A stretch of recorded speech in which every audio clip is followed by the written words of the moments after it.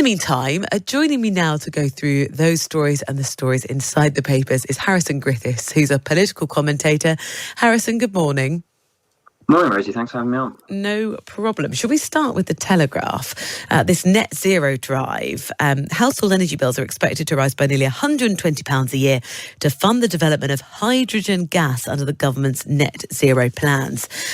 What it looks like, Harrison, is the drive to net zero comes at a cost.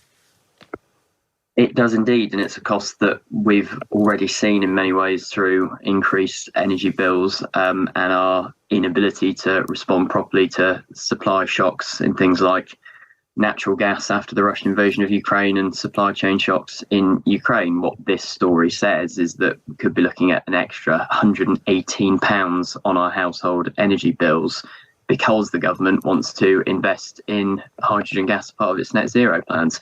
I'm sure hydrogen could potentially be a very good technology as we go to net zero. But the problem, of course, is that the government is just picking winners and losers centrally instead of perhaps putting a tax on carbon, as the research from Onward suggests, and letting the market best decide how we get to net zero. It's all very arbitrary. And of course, these things all have trade-offs. Jack Richardson is the head of energy and climate Onward. He's quoted in the paper saying it would be unfair to ask households that won't benefit from hydrogen directly to pay for it. The government should think again. Do you agree? I do, yeah, absolutely. I think that the core problem here is that instead of allowing a sort of spontaneous process where different businesses compete to try and maximise their own profits and in doing so take us to net zero in a sustainable way and find new technologies that can actually replace fossil fuels in terms of their ability to provide us energy and keep us warm. We've got sort of Soviet-style central planning where the government is just picking winners and losers without necessarily all the proper knowledge to do so, and that cost is going to fall on households who are already bearing the brunt of our push to net zero, combined with the energy shortages that we have experienced over the last year, 18 months. Is Soviet style fair? Yeah, I think. Well, I mean, perhaps a little bit of exaggeration to some extent, but the core issue is that all these things are being centrally planned by ministers who have got their own priorities, rather than being allowed to evolve spontaneously. Ministers are chasing the political sort of the political win of getting to net zero by 2050. But I mean, to me, that's an extremely arbitrary date when there are genuine costs in the meantime that people will have to bear for this. When we're talking about bills, yesterday the Times was leading. They've had this sort of clean it up campaign on the apology from water bosses saying, look, we're sorry, we're going to act on this. We've got a £10 billion plan. In a Telegraph this morning, households must fund sewage repairs, say the water firms. And the water industry, so says the paper here, is refusing to fix the sewage crisis unless improvements can be funded from increased household bills. So this is an example where they're saying, OK, we're sorry, we've got a big plan to sort it, but the person who's going to be paying for it is you and me. Yeah, absolutely. And the optics of this for the water companies, who have already been experiencing some seriously bad optics over the last year, are not great. But it has to be said that in fairness to some of the water companies, you are seeing bosses, I think now 4 bosses of big water companies, turning down pay bonuses in order to try and save a bit of money to try and clean up this sewage problem they have at the moment. This is a really, really difficult one in particular with water, because obviously water in certain areas is provided by monopoly providers who are basically outsourced the rights to provide water by the government. And, that makes it very difficult for them to compete with one another and give the best possible price to consumers. But if this cleanup effort needs to take place, it has got to be funded from somewhere. And that is always likely to see knock-on effects in terms of people's water bills. And that's why, yesterday I was speaking to the campaign group Surfers Against Sewage. They're protesting this weekend. They're so livid about, big water bosses taking home big bonuses and big pay packets, because they say, look, the optics of this really, really don't marry up with what we think you should be doing. We'll see how that develops over the weekend.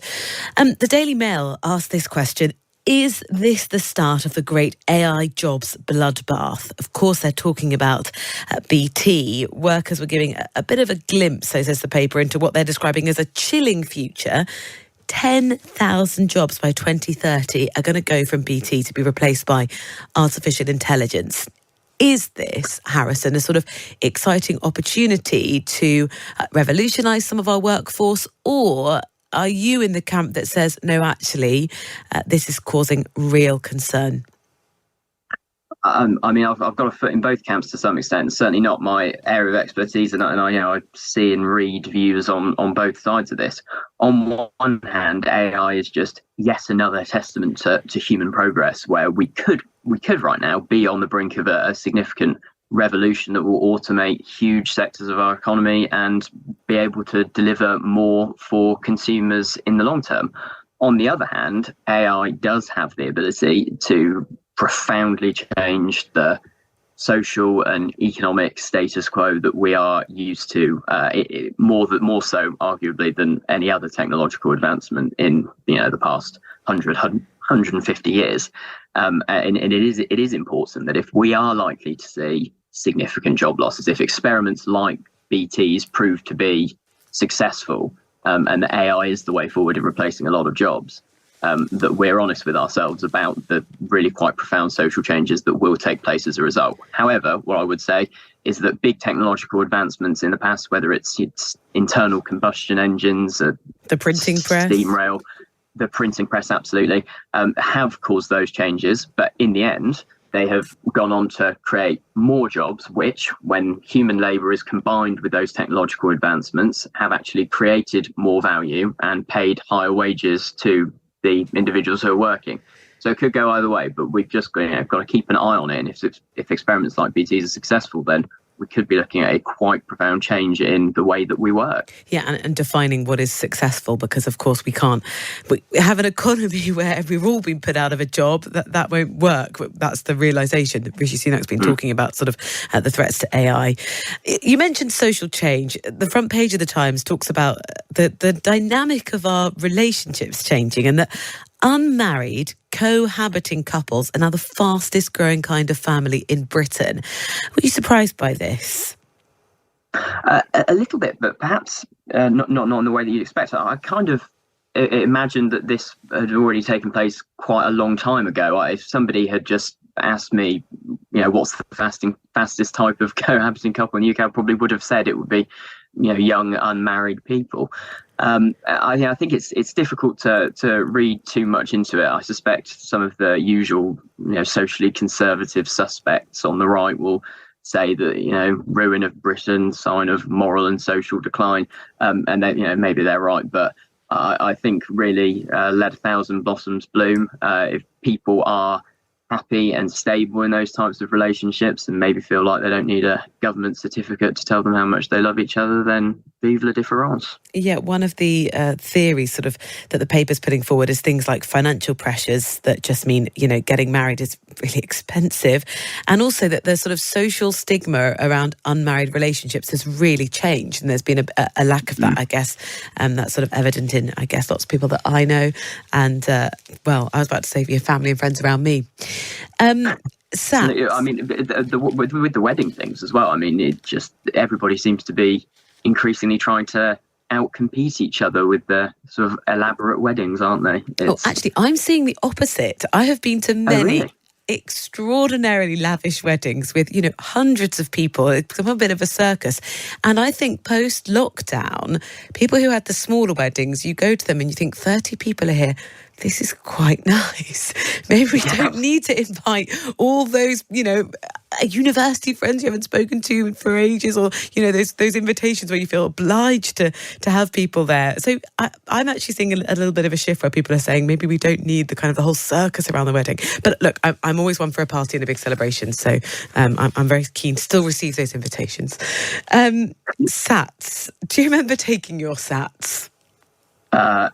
No, I mean, it would have been a very long time ago for me. The stress of GCSEs, A levels, and universities has overcome all that stuff in my head, I think. I remember doing SATs, but it was sort of a nothing, and we'd sort of done them, and they were sort of over and done with. And my school really didn't make a big fuss, or if they did, I was really isolated from it. But we know that the English SATs reading paper caused real sort of problems, and it's being reviewed after teachers and parents said it was too difficult. Some of the questions have been issued in the Times, and there's a passage, and it comes about sort of an interview about bats in the US city of Austin, and you've got to ask questions. And having looked at the sample questions, Harrison, do you think this is too difficult for someone aged sort of 11? Well, it is really difficult to say. When I had a look originally, I just thought, this doesn't necessarily seem too difficult to me, but it is basically impossible to say because I'm not 10 anymore, and so this has clearly had a quite significant effect on some young children. And one school said that some of their best readers were reduced to tears by it. And of course, when you've got children that young feeling such pressure to succeed, there's obviously got to be something in it. And of course, the book passages came out of, I believe, books that are their age range recommended to be sort of 14 to 18 and 11 to 14 if you're a really advanced reader. So for anybody younger, perhaps maybe it was a too high a step. Yeah, Mary Balstrand is the Joint General Secretary of the National Education Union, said they'd been a punishing exercise for many pupils and staff. Well, they're going to be under review. Harrison, thank you so much for going through the papers with me this morning. Harrison Griffiths, political commentator from everything from AI to SATs and net zero and the cost of that to our bills.